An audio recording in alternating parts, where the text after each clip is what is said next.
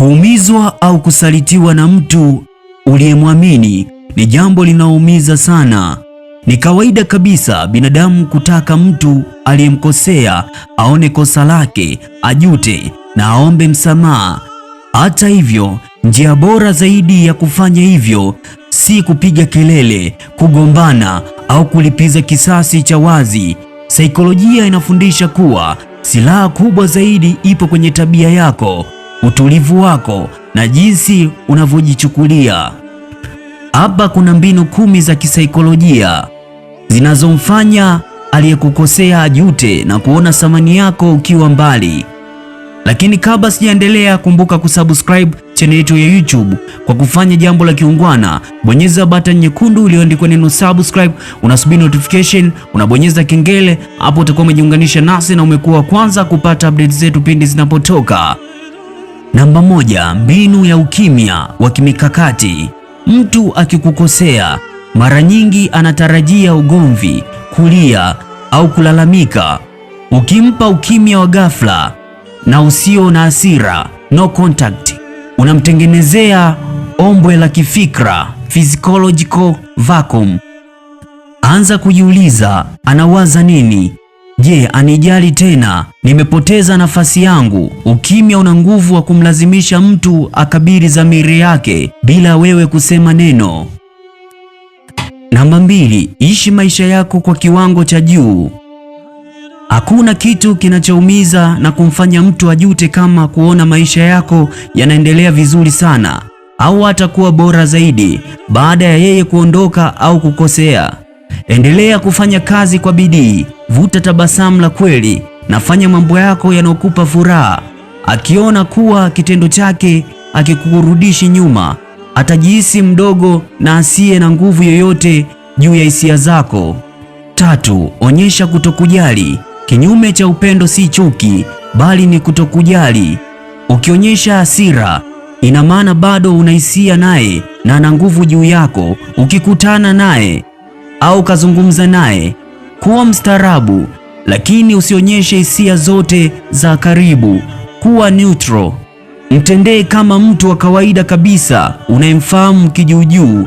Hali hii itamfanya ahisi ameshushwa cheo kikubwa maishani mwake. 4, fanya glow up. Boresha muonekano wa afya yako. Mtu aliyekukosea anapaswa kukuona ukiwa nadhifu, mwenye afya na unayevutia kuliko wakati mkiwa pamoja au kabla hajakukosea.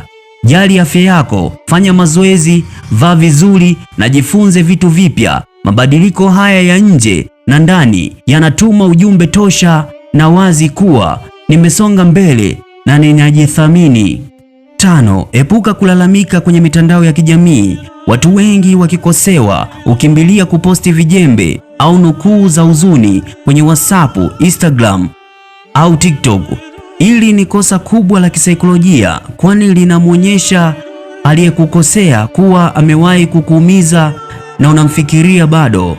Badala yake, weka mitandao yako safi, posti vitu vya maendeleo, furaha au siposti kabisa. Ukosefu wa taarifa zako utamfanya atamani kujua unaendeleaje. Ukweli wa kisaikolojia, watu wanajutia zaidi kupoteza mtu anayeonekana kuwa na thamani, anayejitawala kimiemko na asiyeshikilia chuki. Ugomvi unaokufanya uonekane dhaifu, utulivu unakupa mamlaka. 6, weka mipaka imara isiyoyumba. Akijaribu kurudi au kukutafuta kwa mambo madogo madogo, usimpe kipaumbele. Usipokee simu zake haraka au kujibu meseji zake ndani ya sekunde chache. Hakikisha anajua kuwa kupata nafasi ya kuzungumza na wewe sasa hivi ni fursa ya nadra na si haki yake ya kila siku tena. Hii inamfanya athamini kila sekunde anayopata kutoka kwako. 7, kubali makosa yake bila kumpigia magoti. Akija kuomba msamaha juu, unaweza kusema sawa, nimekusamehe na ninaelewa, lakini usiruhusu uhusiano urudi pale pale mara moja. Kusamehe kirahisi ukiwa umeweka umbali wa kimiemko kumfanya aone kuwa una ukomavu mkubwa, na wakati huo huo unagundua kuwa amepoteza uaminifu wako ambao si rahisi kuupata tena. 8. Jenga mtandao mpya wa kijamii. Tengeneza marafiki wapya na jumuika na watu wanaokuthamini.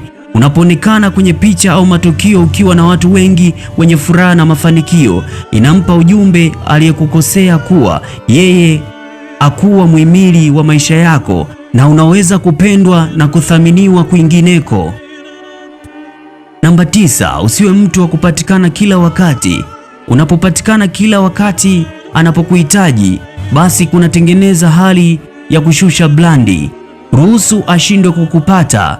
Hiyo nafasi tupu atakayoiona maishani mwake ndiyo itakayomkumbusha jinsi ulivyokuwa mtu muhimu kwake. Ya mwisho 10. Focus kwenye self love na uponyaji wako wa ndani. Mbinu hii ndiyo msingi zaidi. Badala ya kutumia nguvu zako zote kufikiria jinsi ya kumuumiza yeye, elekeza nguvu hizo kujipenda mwenyewe. Unapofikia hatua ya kuwa na amani ndani na kujijenga kwa dhati, hautajali maisha yake ataomba msamaha au la. Na cha kushangaza zaidi, nishati hiyo ya kujitegemea na kutokujali ndio inayovutia watu kurudi na kuomba msamaha kwa magoti. Kwa hapo tumefikia mwisho. Nadhani umependa kipindi hiki. Kama umependa, dondosha komenti chini uniambie ni kitu gani ambacho kimekufanya upende mada hii. Pia kumbuka kusubscribe ili kuwa mwanafamilia yetu kama bado, na kama wewe ni mwanafamilia yetu, basi mara zote tunajitahidi kuwa bora zaidi. Usikose katika makala inayokuja. Ni mimi Daudi Michael Mwaluko nikikuletea makala haya. Usikose katika makala zijazo.